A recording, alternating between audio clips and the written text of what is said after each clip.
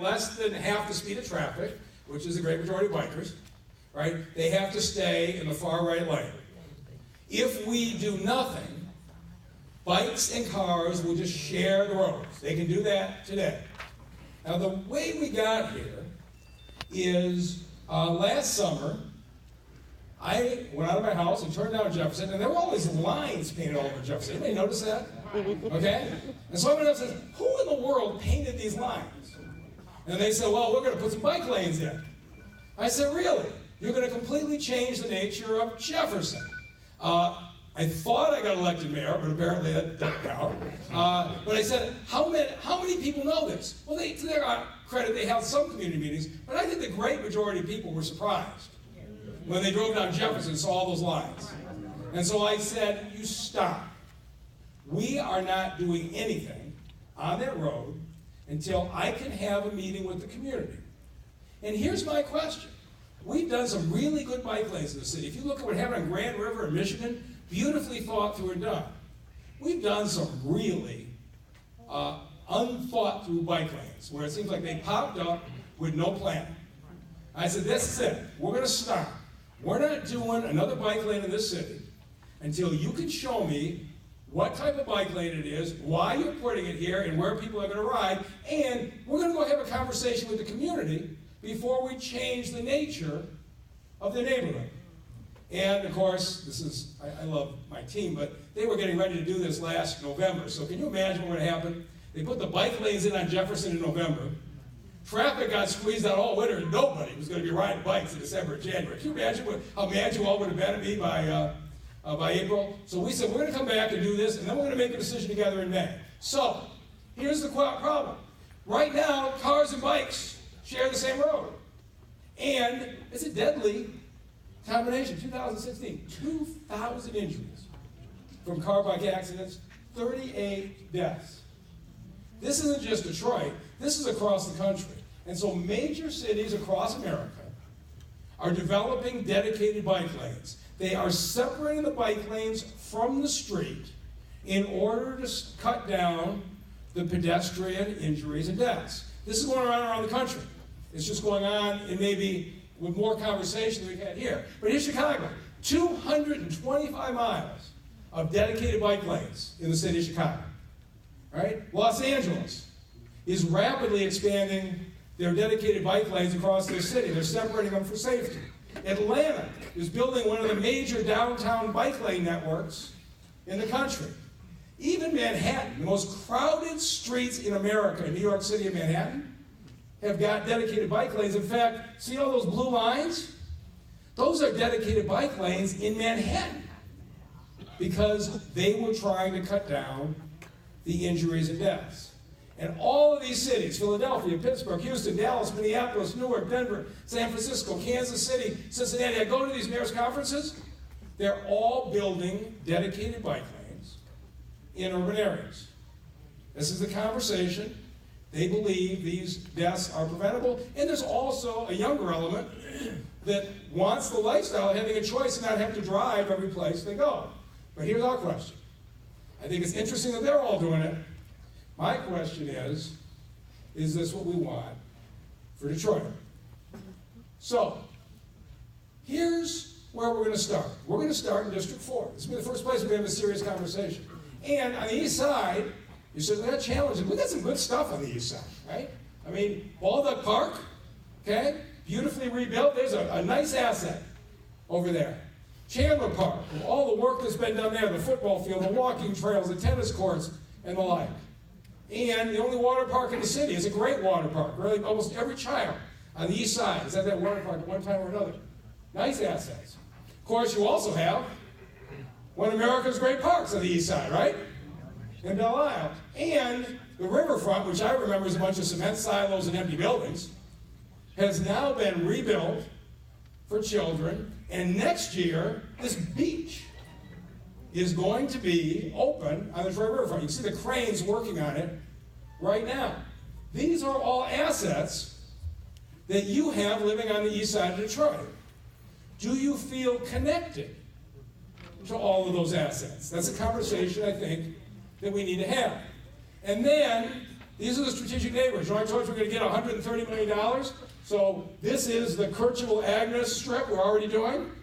Over here is the Jefferson-Chalmers strip, where we're going to be focused along that Jefferson corridor, business corridor. And up there is the East Warren strip, where we're going to target over the next 5 years significant investments in those corridors. If we make that work, those strips will be a place you go for a cup of coffee, where you can take your kids or grandkids on a bike ride for breakfast on Saturday morning. Okay, you can go up and get some flowers, whatever you want to do. What would happen if we tied all of those together? Here's our problem. These are the bike lanes as they exist today, the green lines. So a bike lane right now basically is a strip painted, a white line painted against the curb. The only place where we have a protected bike lane, where they move the cars out from the curb, is that little stretch right there at Jefferson-Chalmers, where they shove the cars out a little bit. Every place else, a bike lane is a white line down the side with a bike on it, so the cars can drive on the left, the bikes can drive on the right, it's wide enough. Now, anybody see a problem with our bike lane network on the east side? It doesn't go anywhere, right? This is my problem with the city's approach to bike lanes.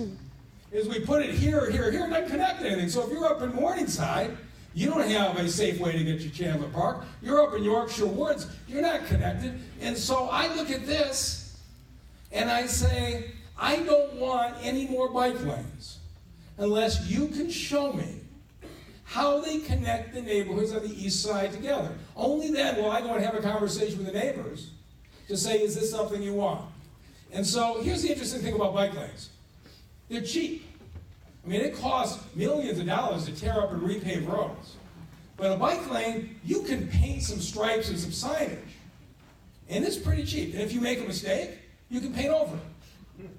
And so what you've seen happen in New York and Chicago and other places, sometimes they put bike lanes in, they find out they made a mistake, they pull them back out.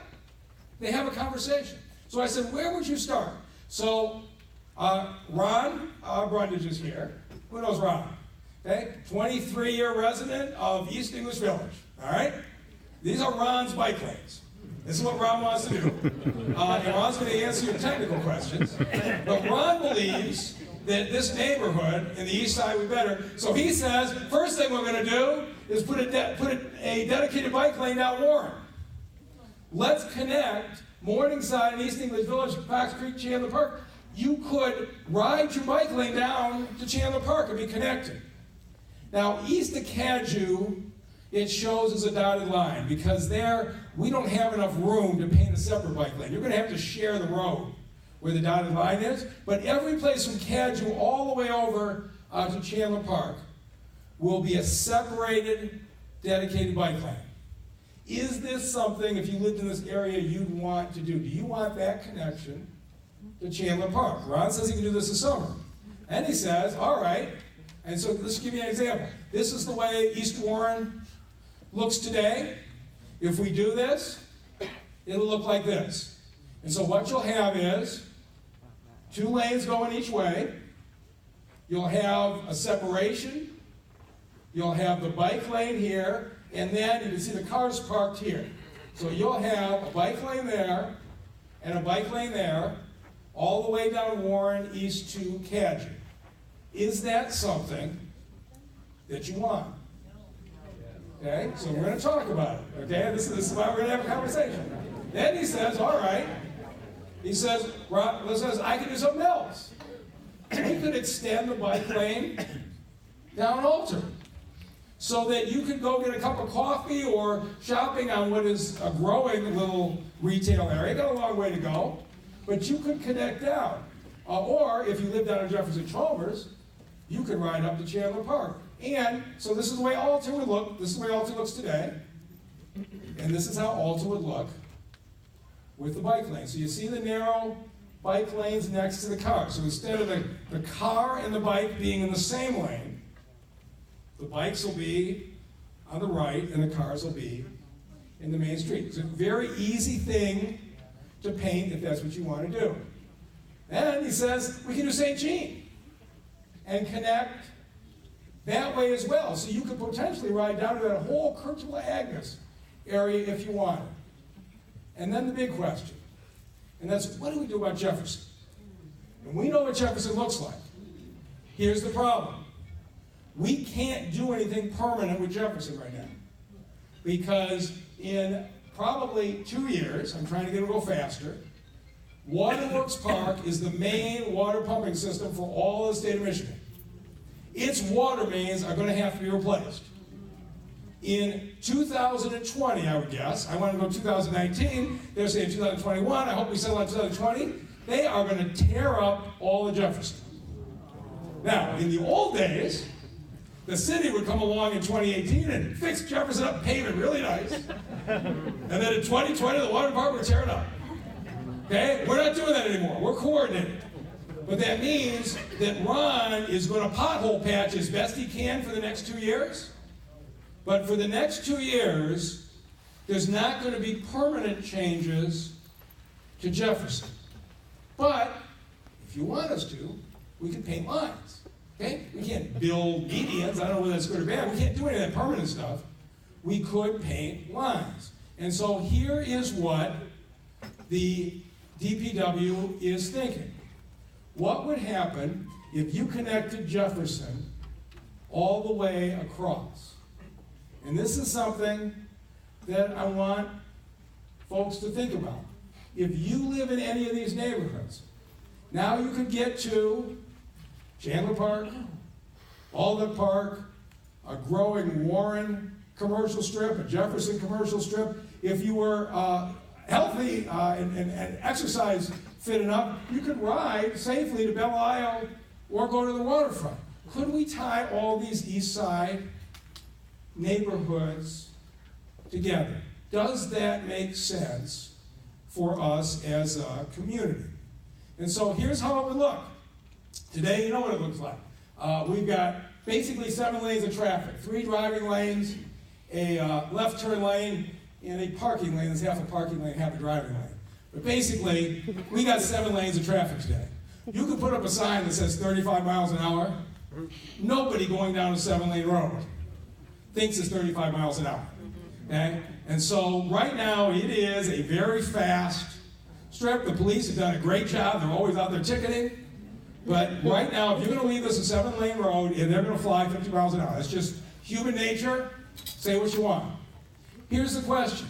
What if instead of a 7-lane road, we had a 5-lane road on Jefferson? And so it would look like this. You have 2 driving lanes this way, a left turn lane, 2 driving lanes that way. Now, the sidewalk, these colors aren't what we're going to do. Don't even say I'm going to paint the sidewalks orange. This is just a color that shows what's there. So you have the sidewalk, you've got a bike lane here, you've got a door lane, something that I think if we're going to do this, we need to do, because people are used to looking out the window before they get on the street side. People are not used to looking out the window before they open the door on the passenger side. And so we can't have bikes riding down here and get hammered with the door, right, when they open it up. And so the cities that plan this out have a 3-foot door lane, so that if you open the door, the bikers aren't hit. This is the way I want things thought through before anybody presents them to you. And so this would be something that if you wanted to do this, that we could do, and we would have a 5-lane road instead of a 7-lane road. Now, the 7-lane road was built in a city of 2 million people. Okay? We have 700,000 now, so there isn't any traffic engineer that would tell you that a 5-lane road isn't enough. But the question is this what you want? The other thing is, this will slow traffic down. And it'll make it easier to cross the street. Because now when you're crossing the street, you're going across 5 lanes of traffic, not 7. And you see, I don't understand why, but you can put a street light and a traffic light there, and folks go up 100 feet, and even in the dark of night, cross the middle of the street. I don't know why, but it happens, right? If we could slow traffic down and make that cross 5 lanes, would it be safer for our residents? Those are things we need to ask. So, okay, that's all of this. What would happen over the next 2 or 3 years if we planned a full build out of this? What might it look like? This is what Chicago does. This is what Atlanta does. They have these conversations. So Ron says next year, We'll talk to Warren Evans, I've already talked to him. And what if we created a bike lane all the way across Chandler Park? Could the children ride along Chandler Park in a protected bike lane and go up to the water park? Or can parents take them there? Would you feel more comfortable using Chandler Park if you lived anywhere along there if you had a protected bike lane? And then, of course, we got to get across 94 to Yorkshire Woods. We can connect down Connor to make it easier over here for Jefferson Chalmers to head up to Chandler Park if they want. And we can go up Ross. And what about the folks up in the Ross, Morang, Denby, Yorkshire Woods area? Are they connected to the east side? Are they part of the east side? What if we ran this along Kelly, came down Hayes, and looped it all down? Could we loop all of those neighborhoods right now who may not see Chandler Park as part of their community, who may not see the east side of Warren with new restaurants or shops as part of their community? Some of the more active folks might even want on a Saturday to ride down to Belle Isle without having to get in their car. Would that tie the east side together? These are the questions that we are asking right now, and the questions I want to have a conversation with you about. But for right now, I want to talk about this. We have to make a decision in the next few weeks. Do we build the bike lanes, paint them in 2018? So we got a few choices. One is you can say, I don't want bike lanes, in which case I don't have to paint anything. You could say, I want the bike lanes, paint them in and make them permanent. Or you could do what Chicago and many others have done and said, let's put them in this year, let's have a meeting in November, and let's talk about what worked and what didn't, and decide whether to get rid of them or whether to build out everything. Those are the choices. So what I'd ask at this point is this: I am going to stay and answer every question about every subject you have. Trees, sidewalks, police, anything you want. And I'm going to take comments from everybody. But I'd ask to start the conversation with this. I'd like to ask the people who live in District 4 who have comments on the bike lane. I'd like to start with comments on the bike lane. Do you like this? Do you not like this? Do you have questions about it? And then once we get through that, we'll go on to our other subjects. So if we have people come up to the two microphones, tell us your name and tell us where you live.